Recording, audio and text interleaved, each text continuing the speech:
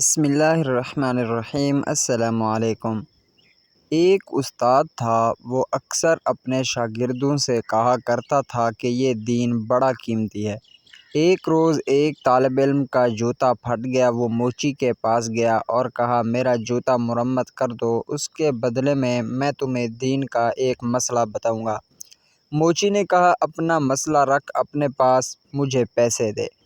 طالب علم نے کہا، میرے پاس پیسے تو نہیں ہیں۔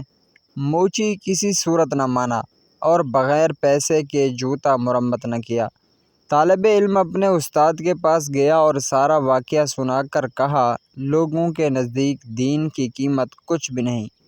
استاد عقل مند تھے، طالب علم سے کہا، اچھا تم ایسا کرو، میں تمہیں ایک موتی دیتا ہوں، تم سبزی منڈی جا کر اس کی قیمت معلوم کرو۔ وہ طالب علم موتی لے کر سبزی منڈی پہنچا اور ایک سبزی فروش سے کہا، اس موتی کی قیمت لگاؤ۔